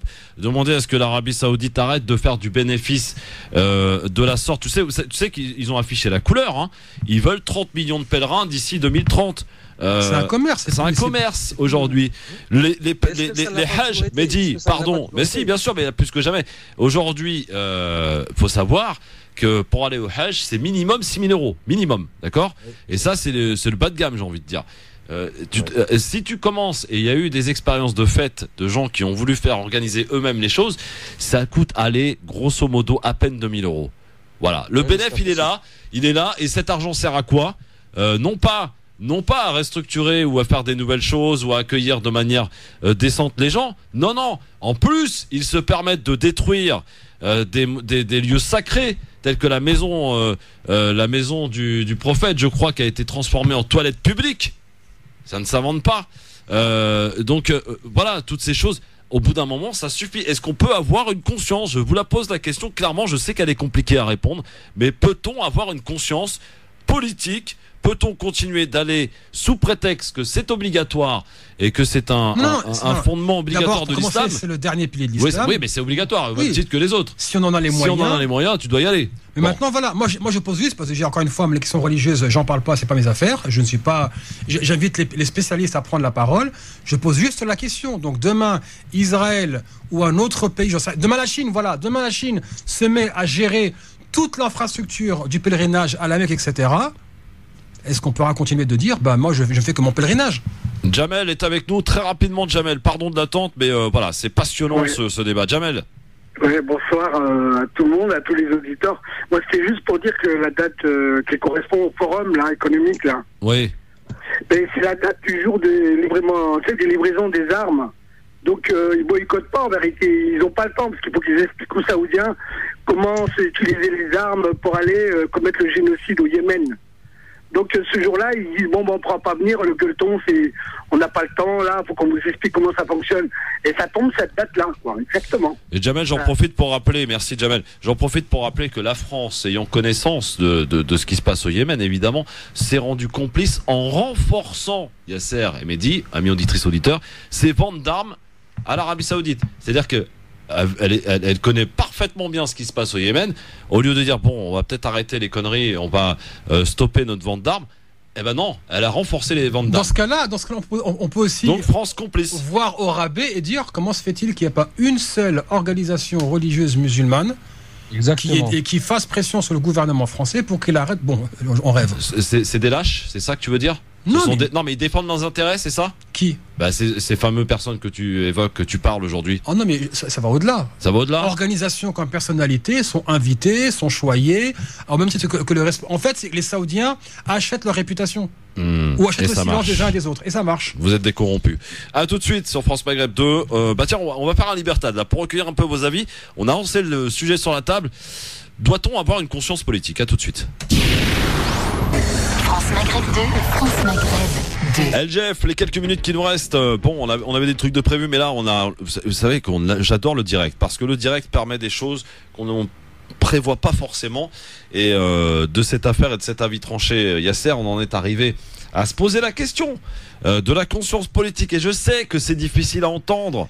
Je sais que c'est compliqué. La question est posée, tu vois. Oui. Et conscience politique ou pas pour aller au Hajj. Mais la question n'est même pas posée parce que beaucoup de ceux qu'on appelle les représentants religieux de ce qu'on appelle l'islam de France sont compromis avec le régime saoudien. Ils sont invités, ils reçoivent les délégations du consulat saoudien dans leur mosquée, reçus comme des princes, alors que ce même régime saoudien méprise les musulmans de France une fois qu'ils sont là-bas à la Mecque ou à Médine. Ces mêmes responsables qui ont beaucoup de mal à dénoncer ce qui se passe au Yémen parce que à la tête de cette coalition qui bombarde le Yémen, ça s'appelle l'Arabie Saoudite. Saoudite.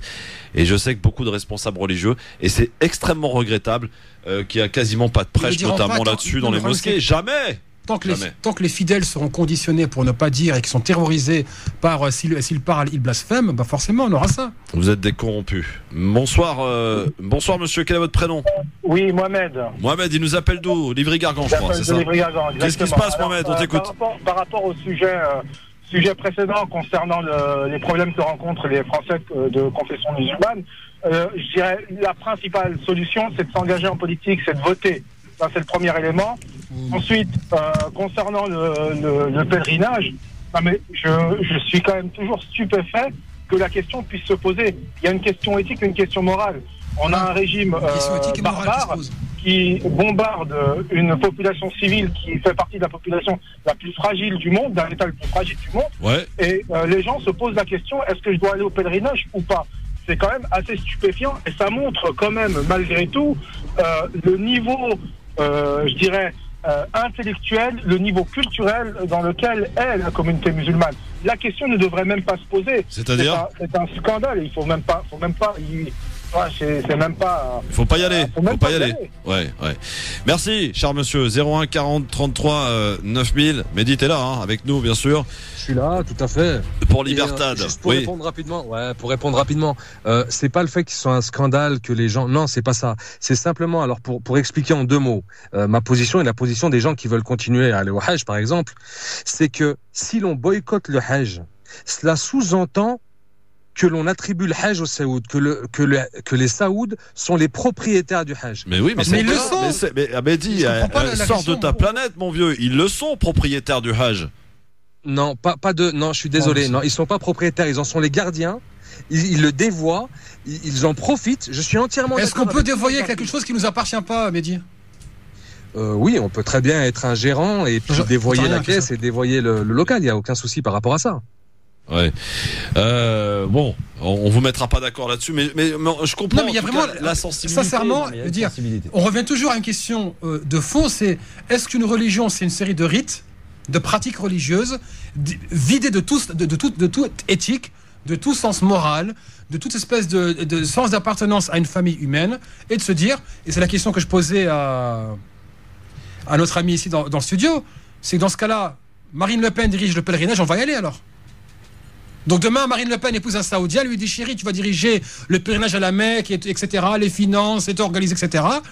Les gens vont continuer à y aller. À la différence que Marine Le Pen n'a pas de sang sur les mains comme l'Arabie Saoudite. Moi, j'aimerais bien voir des personnes dont la maison a été bombardée par l'Arabie Saoudite. On leur dit, vous savez, il y a des gens qui continuent à aller à la Mecque et qui se contrefichent de ce qui vous arrive. Et si on veut pas boycotter le pèlerinage à la Mecque, encore une fois, je ne fais que poser la question et je m'arrête là. C'est ma limite et c'est une ligne rouge que je ne franchirai pas. Je ne manquerai pas de respect aux auditeurs sur leurs convictions et les questions religieuses. Maintenant, si la question ne se pose pas sur la question du boycott du pèlerinage à la Mecque, comment se fait-il que même la question de l'implication du gardien de la Mecque et de Médine dans les bombardements de civils au Yémen et d'emprisonnement des imams ne s'est même pas soulevée dans les mosquées en France? Ouais. Voilà, là je trouve ça. Voilà, par contre, au niveau des dignitaires, au niveau des pays arabes, il y a une organisation islamique mondiale, il y a une ligue arabe, il y a tout un tas d'organisations, de gens qui devraient parler. Et nous, au niveau français et européen, nous avons des représentants religieux. Excuse-moi, Mehdi, tu peux pas parler de la ligue arabe et de me dire on attend quelque chose. Il faut arrêter un moment. Non, j'attends rien de. Non, c'est pas que j'attends quelque chose, mais il y a des pays comme l'Algérie, le Maroc, la Tunisie, pour la ligue arabe. Bon, ce qui reste de la Libye, la Jordanie, la Syrie, il y a tout un tas de pays qui pourraient en parler, qui pourraient. Comment dire, Mehdi, on est responsable. Écoute, nous sommes ici en France, nous sommes encore chez nous. Je parle des personnes qui, comme toi, comme moi, sont nées, ont grandi dans ce pays et qui pourraient dire quelque chose. Moi, je pose la question, comment se fait-il qu'on pose jamais la question de la guerre au Yémen dans les mosquées de France? J'aimerais juste savoir. Parce qu'on a des intérêts avec l'Arabie Saoudite, c'est tout. Moi, je vous donne la réponse. Hein. Des mosquées qui en parlent.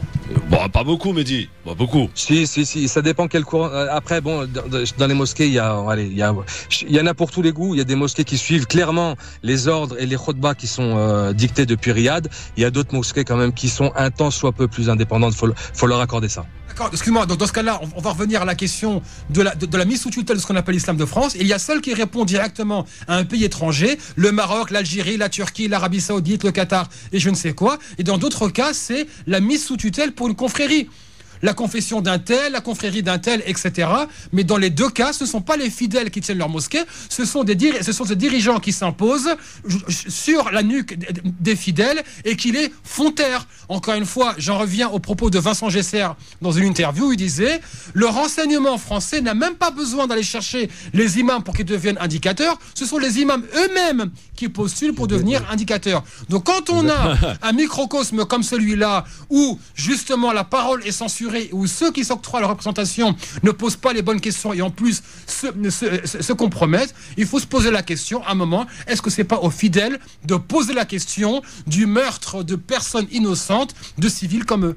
Et je rajouterais, je rajouterais, messieurs, qu'un imam que vous connaissez tous, mais je vais taire le nom, me disait que le seul endroit où il rencontre ses autres collègues imams des mosquées de son département, c'est où? Voilà. À la préfecture. À la préfecture. Voilà. Non, à la préfecture. Non, on les met pas en garde à vue, t'inquiète pas. Donc moi, non, juste une dernière chose, vu que maintenant on communique beaucoup sur les réseaux sociaux, j'aimerais seulement que les personnes qui suivent certains prédicateurs leur posent la question ouvertement et on voit s'ils y répondent. Parce que moi je connais plus d'une initiative citoyenne lancée par des jeunes musulmans ici en France qui ont été détruites par des imams, par des prédicateurs parce qu'ils voulaient le pouvoir et qu'ils n'arrivaient pas à les contrôler. Mehdi, dernier mot. Non, on ne sera pas d'accord là-dessus, mais je comprends tout à fait. Il n'y a aucun souci avec les arguments d'Yasser Louati. Simplement, pour moi, ce serait admettre que ma religion, qu'un pilier, c'est pas que ma religion, c'est qu'un pilier de ma religion appartient au Saoud. Et ça, pour moi, c'est impossible. Bon, très bien. On en reparlera, les amis. On en reparlera parce que c'est un sujet brûlant, c'est un sujet qui crée, j'allais pas dire des tensions parce que ça ne doit pas se faire dans la tension, mais dans la réflexion. Voilà, c'est essayer de se poser et de se poser la question. On n'est pas là pour imposer quoi que ce soit. On est là pour se poser des questions. Doit-on avoir une conscience politique quand on est musulman? Oui. Par contre, si je peux me permettre une dernière chose, on peut tout à fait faire le Hajj tout en gardant une conscience politique et pourquoi pas faire des assises, discuter. Il y a d'autres peuples qui le font, les Iraniens notamment, qui lorsqu'ils viennent au Hajj sont d'ailleurs accusés par les Saoudiens de fomenter des cercles de discussion. Rien n'empêche les musulmans français, lorsqu'ils se déplacent, d'aborder ce genre de sujet entre eux, pourquoi pas. Oui, mais pas sûr que ça fasse changer les choses. Merci en tout cas beaucoup Yasser Louati, merci Mehdi Chebaiki. Rendez-vous demain les amis. Merci Yasser. À bientôt Mehdi. De Lyon, notre Lyonnais, lui, toi t'es Marseillais Yasser, lui il est Lyonnais, moi je suis Parisien. Voilà, on est tous les trois réunis sur une même radio, une même fréquence. Comme quoi tout est possible. Non, je suis Parisien, mais je soutiens l'OM. C'est différent. Je ne suis pas Marseillais. Non, t'es pas un Parisien. Un Parisien qui soutient l'OM n'est pas un Parisien Yasser. C'est un traître. Je suis né et j'ai grandi à Paris. Ouais, mais c'est un traître. D'accord. Et pour moi, je prends même mon passeport quand je quitte Paris. Donc d'accord. Yasser a énormément de qualités et un petit défaut. Oui, c'est quoi? Il vient de te le dire. Il est Marseillais. Voilà. Je suis tout à fait d'accord avec toi, mon cher ami Mehdi. Bon, bonne soirée à tous. Bon, j'accepte. Je suis persécuté à France Maghreb. Oh, ça y est. Il y a que des Marseillais dans cette équipe de traîtres. Donc, t'inquiète pas. Merci beaucoup, Mehdi. Bonne soirée à tous. Rendez-vous demain, 18h04. Pardon pour le retard, mais je pense que ça valait le coup d'entendre les arguments de chacune et de chacun sur cette question épineuse qui, de toute façon, reviendra sur le tapis. Bonne soirée. C'est là que ça se passe. Le direct dans le Grand Forum. Il peut se passer n'importe quoi, n'importe quel moment. Bonne soirée à tous et à demain. Si vous le voulez bien pour la dernière, demain c'est le vendredi. Et comme chaque vendredi, on se fait la récap du vendredi. Il y aura autour de cette table Enver de Santos, Razik Mentich et une petite surprise. Bonne soirée à tous. Marine Garel, bonsoir pour l'info. Bonsoir à tous. Un manque à gagner colossal pour plusieurs pays européens, dont la France. En 15 ans, 55 milliards d'euros ont été subtilisés à ces États par des financiers opérant en bande organisée sur les marchés. Escroquerie révélée par le média d'investigation allemand Corrective. On parle de 17 milliards pour la France. Après les inondations meurtrières dans le département de l'Aude, l'état de catastrophe naturelle est reconnu dans 126 communes touchées par les inondations. 15 établissements scolaires sont encore fermés aujourd'hui. Emmanuel Macron a prévu de s'exprimer cet après-midi depuis Bruxelles. Le chef de l'État a participé au Conseil européen qui s'est achevé ce matin dans la capitale belge. Le Brexit était au cœur des discussions. Les négociations entre le Royaume-Uni et l'Union européenne sont au point mort. Le Royaume-Uni est ouvert à une prolongation de la période de transition, prolongation de quelques mois. Un militaire français de la force française Barkhane est mort la nuit dernière au Mali dans des circonstances accidentelles. Le soldat appartenait au 14e régiment d'infanterie de soutien logistique parachutiste de Toulouse. Bruno Le Maire annonce qu'il n'ira pas au sommet économique saoudien. Les conditions ne sont pas réunies, affirme le ministre de l'économie français. Une nouvelle défection pour Riyad, accusé d'être derrière l'assassinat d'un journaliste saoudien. Visé par 2 enquêtes préliminaires portant sur des emplois présumés fictifs d'assistants au Parlement européen et sur ses comptes de campagne de la présidentielle de 2017, Jean-Luc Mélenchon a été entendu ce matin dans les locaux de la police judiciaire de Nanterre. L'entreprise BIC porte plainte contre la France et l'Allemagne pour des risques d'explosion de certains briquets. Les 2 pays ne surveilleraient pas suffisamment les briquets non conformes vendus sur leur territoire. Et puis les fans de Johnny ont les yeux rivés sur leur montre encore quelques heures avant la sortie de l'album posthume du chanteur à minuit. France Maghreb 2, service, info, musique, divertissement. France Maghreb 2. France Maghreb.